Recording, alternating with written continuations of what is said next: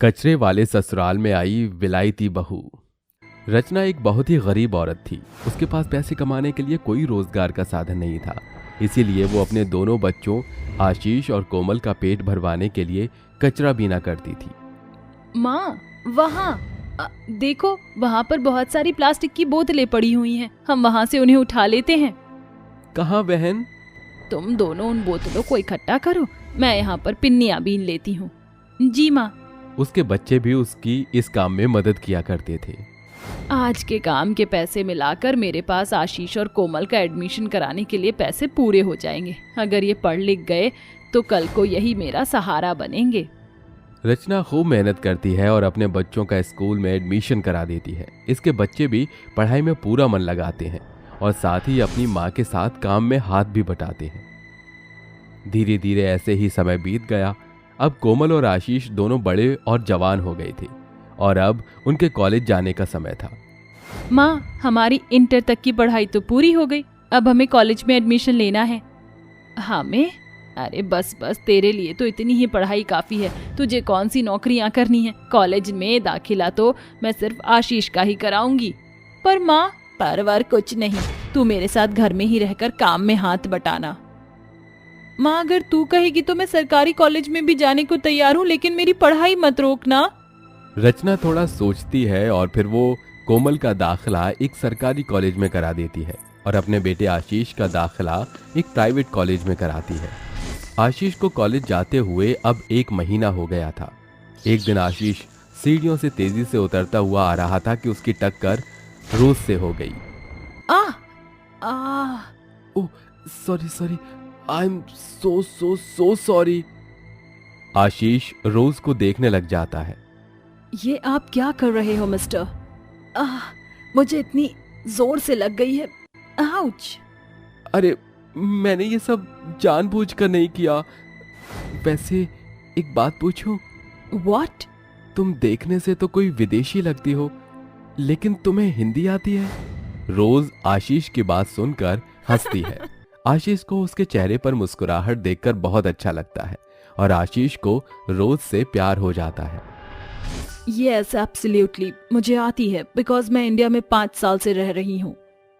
Oh okay. You are so funny. रोज वहां से चली जाती है।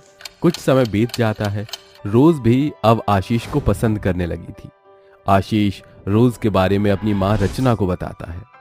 बिल्कुल नहीं बेटा, वो विलायती है। पहली बात तो हमारे साथ इस घर में रहने को तैयार नहीं होगी, और दूसरी बात, मैं उसे कभी स्वीकार नहीं करूंगी।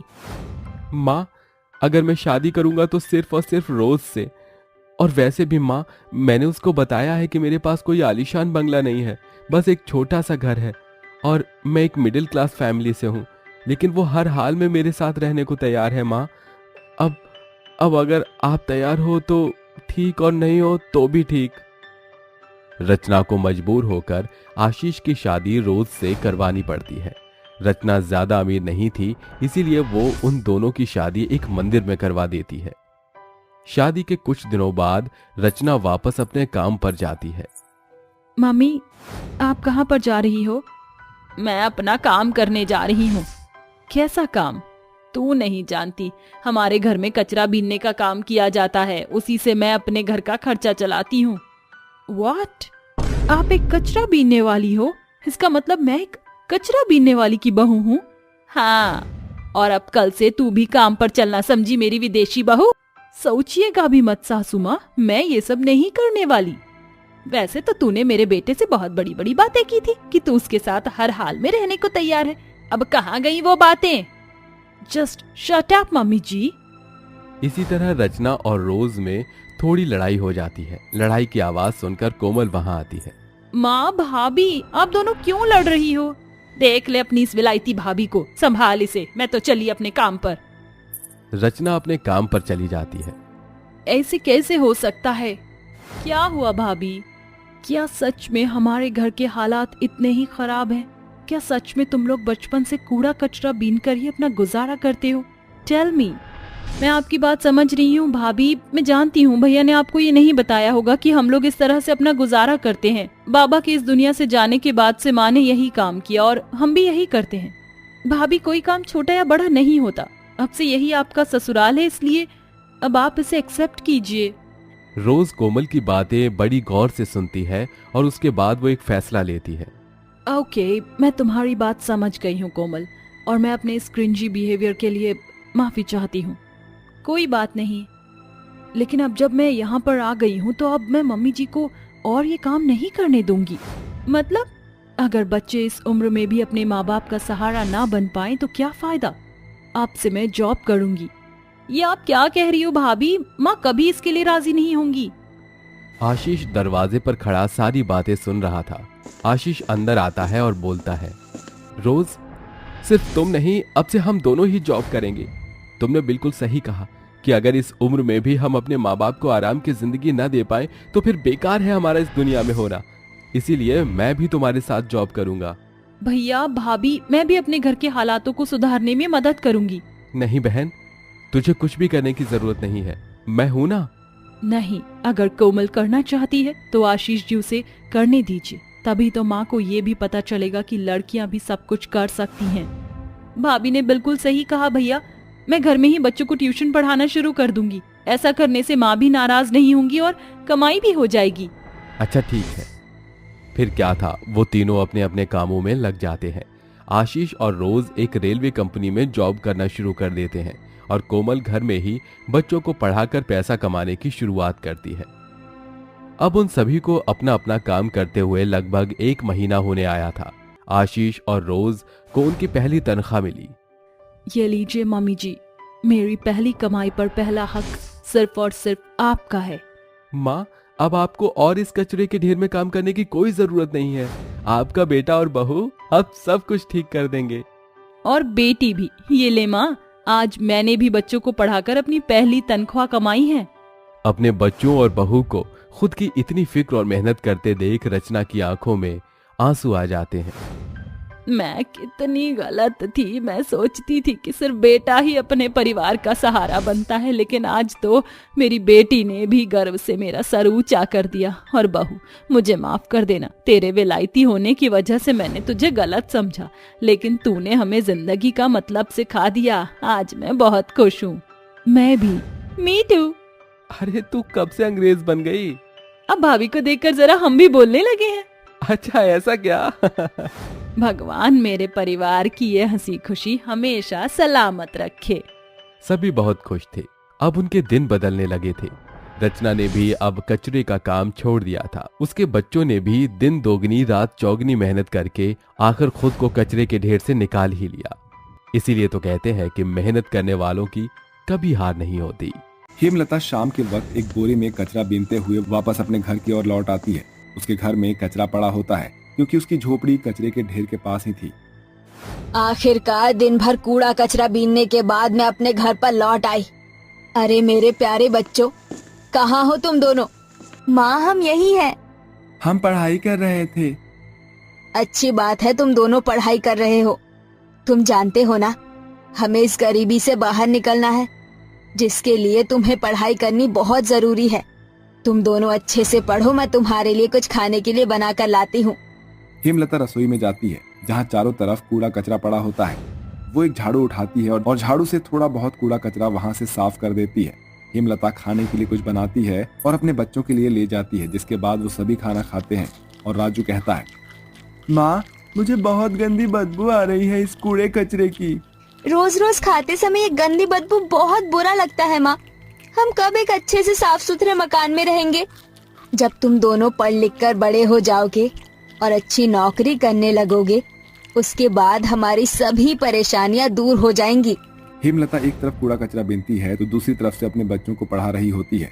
उसकी इस गरीबी के चलते राजू और रेखा को स्कूल में कोई भी पसंद नहीं करता था। अरे हटो यहाँ से हटो, कूड़ा कचरा बीनने वाले के बेटे हमारे डेस्क पर नहीं बैठ सकते। अगर बैठना है तो नीचे बैठो। चल राजू, हम पीछे वाले डेस्क पर बैठ जाएंगे। राजू और रेखा अपनी कक्षा में सबसे पीछे बैठा करते थे, लेकिन वो हमेशा मन लगाकर पढ़ाई किया करते थे। वहीं दूसरी तरफ हेमलता का कूड़े कचरे का काम भी सही से नहीं चल पा रहा था। अरे तुम ये कैसा कूड़ा कचरा बीन कर लाती हो? अगर सही से कूड़ा कचरा बीन कर नहीं लाओगी तो मैं तुम्हें ढंग से पैसे नहीं दूंगा, और इस कूड़े कचरे के बस यही पैसे बनते हैं। अरे भाई साहब, ऐसा मत करो। मैं जितना कूड़ा लेकर आती हूँ इतना कूड़ा तो कोई भी नहीं रहता, लेकिन फिर भी तुम हमारे कूड़े कचरे में कमी निकालते ही रहते हो। देखना, ज्यादा भंगाईबाजी नहीं कर सकता। अगर तुझे भी ये पैसे चाहिए तो रख ले, वरना मैं तेरा कूड़ा नहीं खरीदूंगा। हेमलता थोड़े से पैसों को ले लेती है, जिसके बाद वो वहां से अपने कूड़े का बोरी उठाती है और घर की तरफ लौट आती है। लेकिन उसके दिमाग में केवल एक ही सवाल घूम रहा होता है। हे भगवान, कूड़ा कचरा तो सही से बिका ही नहीं, ऊपर से मुझे पैसे भी कम मिले हैं। अब इन पैसों से मैं राशन कैसे लाऊं, या फिर अपने बच्चों की पढ़ाई के लिए किताब।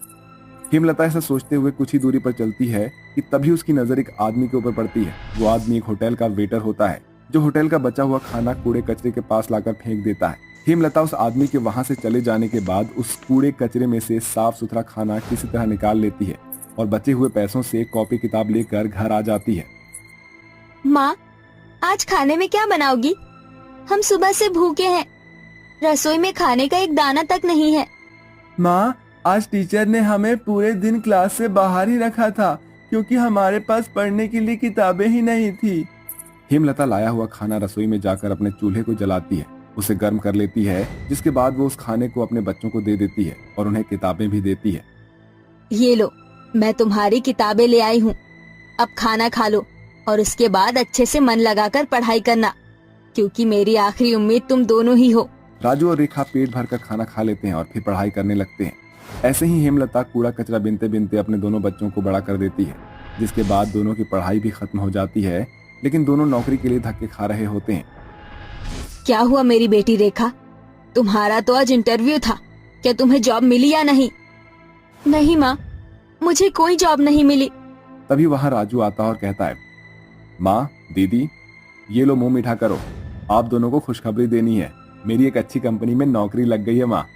राजू के मुंह से ये बात सुनने के बाद रेखा और हेमलता दोनों ही बहुत खुश होती हैं। माँ, अब आपको कूड़ा कचरा बिनने की कोई जरूरत नहीं है। जैसे ही मेरी महीने की पहली तनख्वाह मिलेगी, मैं इस टूटी फूटी झोपड़ी में से आप दोनों को निकाल कर एक अच्छे मकान में ले जाऊंगा। जैसा कि राजू ने कहा था कि वो अच्छी खासी कंपनी में काम करता है और पहले महीने की तनख्वाह से वो एक मकान किराए पर ले लेता है, जिसमें वो सभी खुशी खुशी रहने लगते हैं।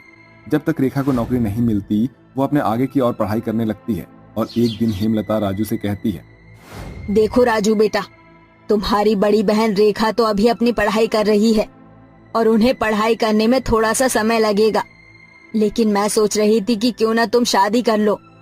शादी करके तुम्हारी जिम्मेदारी तो मेरे सर पर से हट जाएगी। राजू हेमलता की बात मान लेता है, जिसके बाद हेमलता एक अच्छी सी लड़की देखकर राजू की शादी कर देती है। लेकिन शादी के बाद राजू का ध्यान दो जगह बढ़ जाता है, क्योंकि उसकी पत्नी रीना उसे हमेशा अपनी माँ और बहन के लिए कुछ भी करने से रोका करती थी। जब से मैं इस घर में आई हूँ, तब से मैं देख रही हूँ कि तुम सारा का सारा पैसा अपनी बहन रेखा की पढ़ाई पर ही लगाते हो। अरे अपने बारे में क्यों नहीं सोचते हो? आने वाले समय में जब तुम्हारे बच्चे होंगे तो क्या वो गरीबी को झेले? और ऊपर से तुम्हारी माँ जब देखो बीमार ही रहती है। रीना, तुम ऐसा क्यों कहती हो यार? तुम्हें नहीं पता कि मेरी माँ ने कितने कष्ट झेलने के बाद मुझे इस मुकाम पर पहुंचाया है। आज अगर हमारी माँ ने हमारी जिम्मेदारी अच्छे से नहीं निभाई होती ना, तो पता नहीं हमारा क्या होता। बस बस बहुत हुआ। तुम्हारी माँ और तुम्हारी बहन के किस्से सुन सुनकर मैं थक चुकी हूँ। अब मुझे और नहीं सुनना। अगर तुमने और अपनी बहन की पढ़ाई में और अपनी माँ की दवाई में पैसा लगाया तो मैं इस घर को छोड़कर चली जाऊंगी। उस दिन के बाद से राजू बहुत मजबूर हो जाता है और अपनी बहन और अपनी माँ की दवाइयों में पैसा लगाना धीरे धीरे कम कर देता है। अरे भैया, मेरे कॉलेज की फीस नहीं भरी तुमने? तुम्हें तो पता ही है दीदी, मैं अकेले कमाने वाला हूँ और घर के खर्चे बहुत ज्यादा हैं, तो तुम्हारी फीस कहाँ से भरूंगा? फीस ना सही, माँ की दवाई तो ले आओ भैया। जितनी भी तनख्वाह आई थी वो सभी मैंने लेने देने में खत्म कर दी। अब मेरे पास कुछ भी नहीं बचा है, मैं दवाई कहाँ से लेकर आऊंगा? तुम इतनी पढ़ी लिखी हो, तुम कहीं नौकरी क्यों नहीं कर लेती हो? ये सुनते ही रेखा को बहुत दुख होता है, लेकिन वो अपने भाई से कुछ नहीं कह पाती। ऐसे ही अब उन दोनों की बहुत ज्यादा बेकदरी हो जाती है और रीना भी उनके ऊपर जुल्म करने लगती है। एक दिन रीना राजू से कहती है, देखो, तुम्हारी माँ और बहन कुछ नहीं करती और अब तुम्हारी बहन की शादी भी तुम्हारी माँ तुम्हारे सर पर ही थोप देंगी, इसीलिए हम दोनों को अलग हो जाना चाहिए। अपनी पत्नी की बात मानकर राजू रीना को लेकर अलग रहने लगता है, जिसके बाद हेमलता और रेखा के ऊपर दुखों का पहाड़ टूट पड़ता है और हेमलता फिर से कूड़ा कचरा बिनकर अपना गुजारा करने लगती है। माँ, मैंने कभी नहीं सोचा था कि हमें फिर से वही वापस आना पड़ेगा, वही गरीबी और वही गरीब की रसोई। जहाँ चूल्हा जलता ही नहीं। धीरज रखो बेटी, सब कुछ ठीक हो जाएगा। कूड़ा बेचने के बाद जो पैसे बचते हैं हेमलता उनमें से घर का थोड़ा सा राशन ले आती है, जिसके बाद रेखा रसोई में जाकर खाना बनाती है। दोनों माँ बेटी खाना खाकर सो जाती हैं। अगले दिन जैसे ही सवेरा होता है, कूड़े कचरे में पड़े न्यूज़पेपर पर रेखा को एक नौकरी का इश्तिहार दिखाई देता है। ये मेरी आखिरी उम्मीद है, एक बार इंटरव्यू देकर आती हूँ, इसके बाद देखती हूँ क्या होगा। रेखा इश्तिहार देखकर इंटरव्यू देकर आती है, जिसमें वो पास हो जाती है और उसे एक बहुत बड़ी कंपनी में सीईओ की जॉब मिल जाती है। उसी कंपनी के अंदर उसका भाई एम्प्लॉय होता है और अपनी बहन को अपना सीईओ देखकर वो हैरान रह जाता है। अरे बहना, तुम इस कंपनी की सीईओ कब बन गई? रेखा राजू को सब बताती है, जिसके बाद राजू को अपनी गलती का एहसास होता है। वहीं धीरे धीरे जहां हेमलता और रेखा दोनों ही टूटी फूटी झोपड़ी में रहने लगी थी, अब वो एक अच्छे से बंगले में रहने लगती है, जहां हेमलता रसोई में अच्छे अच्छे पकवान बनाकर अपनी बेटी को खिलाती है। आज मेरा सपना पूरा हो गया। मेरी बेटी और मेरा बेटा दोनों ही अपनी जिंदगी में कामयाब है और मुझे मेरी भरपूर रसोई भी मिल गई। इससे ज्यादा और मुझे क्या चाहिए था। वो पूरा परिवार अब एक साथ खुशी खुशी रहने लगता है। शांति देवी अपने 3 बेटों राजीव, आनंद और गोपाल की शादी गांव की 3 सीधी सादी लड़कियों से करके मिर्ची, गुंजा और बिंदिया को बहू बना कर ले आती है। अरे आओ आओ मेरी देसी बहुओं, इस नए घर में तुम्हारा स्वागत है। जी माँ जी। अब तुम तीनों अपने कमरे में जाकर आराम कर लो, शादी ब्याह के भाग दौड़ में थक गई होगी। इसके बाद तीनों बहुएं अपने अपने कमरे में चली जाती हैं और अगले दिन सुबह के 4 बजे उठकर ससुराल की साफ सफाई करके मिलजुल कर खाना बनाकर मेज पर सजा देती हैं। अम्मा जी आ जाइए, खाना तैयार है। अरे वाह माँ, बहुओं के आते ही आप तो जैसे रसोई से रिटायर ही हो गई। वो तो होना ही था बड़के जेठ जी। अब बकड़ बकड़ बंद कीजिए और खाना खाइए। देसी बहू के हाथों बना खाना खाकर सभी खूब खुश होते हैं और ऐसे ही दिन बीतते हैं। गुंजा, बिंदिया और मिर्ची सारा दिन अपनी सास की सेवा और अपनी जिम्मेदारी और पूजा पाठ में दिन बिताती, जिसे देखकर शांति देवी भी अपनी बहुओं से संतुष्ट थी। एक दिन शांति कहती है, सच बहू, तुम तीनों के आने के बाद से घर खुशियों के माहौल से भर गया है। बस अब एक बार तुम्हारे दोनों देवर भी विदेश से आ जाएं तो उनकी भी शादी कर दूं। शांति अपने आखिरी बचे 2 बेटों की शादी के ख्वाब ही सजा रही थी कि तभी दरवाजे से अनुराग और चिराग अपनी विदेशी पत्नियों ग्रेसी और स्टेला के साथ अंदर आते हैं। तभी मिर्ची विदेशी बहुओं को घूरती हुई बोलती है, अरे गजब चच्चा, ई देवर जी तो एकदम मस्त माल पटा लाए हैं। मिर्ची को ऐसा कहता देखकर ग्रेसी गुस्से से बोलती है, What the hell is this अनुराग? कौन है ये गवार? ये सुनकर तीनों देसी बहू ग्रेसी पर चढ़ बैठती हैं। हमको गवार कहती हैं, तू है भूरी भैंसिया। What do you mean by भूरी भैंसिया? इस पर बिंदिया इतरा कर जवाब देती है, हम बतावत हैं भूरी भैंसिया का मतलब ब्राउन बफेलो। इसी के साथ 5 देसी विदेशी बहुओं में जंग छिड़ जाती है, जिसे देख सास बोलती है, अरे बस करो, अब क्या अखाड़े में उतरोगी? अनुराग, कौन है ये विदेशी? माँ, ये आपकी बहुएं हैं। ग्रेसी मेरी पत्नी है और स्टेला चिराग की पत्नी है। ग्रेसी, स्टेला, नमस्ते करो माँ को। नमस्ते सासू मॉम। अरे ये झूठे संस्कार का दिखावा बाद में करना, पहले जाकर अपने कपड़ों का साइज बढ़ाओ। तुम दोनों खड़े क्या हो, ले जाओ इन्हें अंदर। दोनों विदेशी बहुएं हाई हील पटकते हुए कमरे में चली जाती हैं। हर इतवार की तरह तीनों देसी बहुएं गोबर से घर आंगन लीप पोत कर, नहा धोकर जोर जोर से घंटी बजाकर पूजा करती हैं। जय अम्बे गौरी मैया, जय श्यामा गौरी, तुमको निश दिन ध्यावत हरि ब्रह्मा शिव जी, ओम जय Ambe Gauri. Bloody bottom ladies, इनका कुछ तो करना ही पड़ेगा। Come on, stand up Stella. Stella गुस्से से कमरे से बाहर आंगन में मंदिर की ओर आ ही रही होती है कि गोबर की पुताई पर फिसल जाती है और उसका सारा शरीर गोबर में सन जाता है। OMG, ये इतनी गंदी स्मेल कहाँ से आ रही है? इस सुगंध गऊ माता के गोबर से आ रहा है स्टेला। ये सुनकर स्टेला गोबर से घिन करती हुई बाथरूम में भागती है और नहा धोकर उनके पास आकर उन्हें उंगली दिखाते हुए बोलती है, You both ladies are full of boredom. भला जानवर के लैट्रिन को भला घर के फर्श में इस तरह कौन फैलाता है? देखो स्टेला, हम हैं देसी और हमारे गांव देहात में इतवार को गोबर से लीपने की परंपरा पुश्तों से चली आ रही है। खैर तुम तो 7 समंदर पार से आई हो, तो तुम्हें क्या पता हमारे देश का संस्कार, मगर हम तुम्हें सिखा देंगे। भाड़ में जाए तुम्हारे कॉल्ड संस्कार, because I am not changing my self. थोड़ी ही देर में सभी खाने की मेज पर आते हैं, जहां आलू के पराठे देखकर स्टेला और ग्रेसी बुरा सा मुंह बनाकर बोलती हैं, व्हाट इज दिस? अरे ओ गोरी मैम, तुम्हारी आंख में मोतियाबिंद है का, जो आलू का पराठा भी नहीं दिखत है? अरे खाओ, मिजाज ना हरेहरा जाए। तो हमारा नाम मिर्ची नहीं, शुद्ध सरसों तेल में तले हैं का। नो थैंक्स, हमें इतना ऑयली खाने की आदत नहीं है, हमें हॉट डॉग खाना है। ग्रेसी की विदेशी खाने की फरमाइश पूरी तरह ना समझ आने पर बिंदिया इसका उल्टा मतलब निकाल कर कहती है, राम राम राम, हमको पता नहीं था कि तुम दोनों को भी चीनी च्याऊ म्याऊ के जैसे अंध खंड खाने की लत है। अरे कुत्ता भी कोनो खाने की चीज है? अरे हमारे यहाँ कुत्ता पहरेदारी के लिए होता है, तुम्हारे जैसे पेट भरने के लिए ही नहीं। हमको घिन आवत है इन विदेशियों से।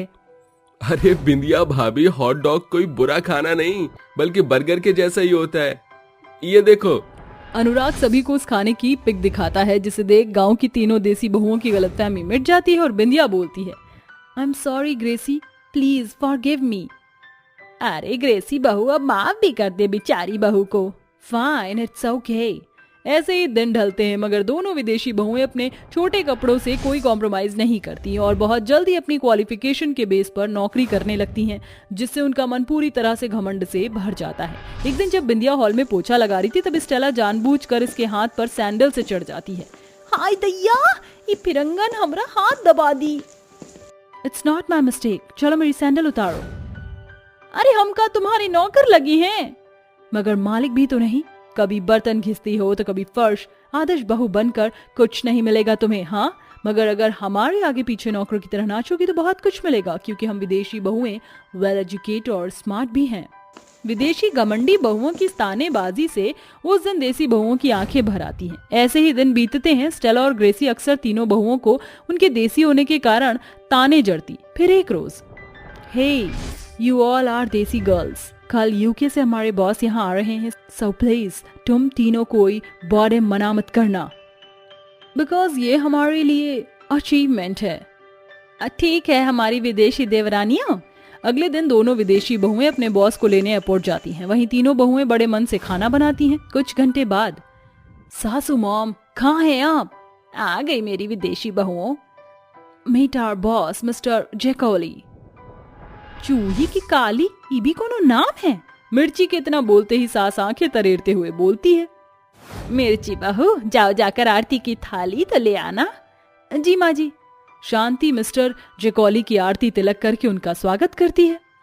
It's a wonderful welcome, thank you so much. Boss बाबू, हमारे भारत में अतिथि देवो भव की रीति है, जिसके मेहमान को भगवान का दर्जा दिया जाता है। आइए खाना खाइए।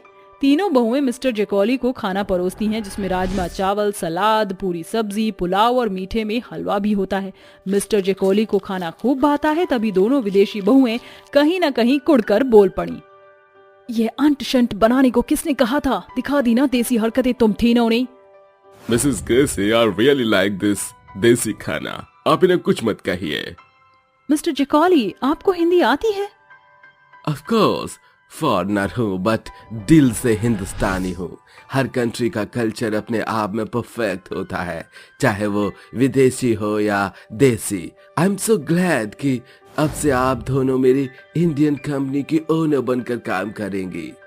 इतना बड़ा पोस्ट पाकर दोनों विदेशी बहू की खुशी का ठिकाना ना था, मगर उनके चेहरे पर एक पछतावा घिरा हुआ था।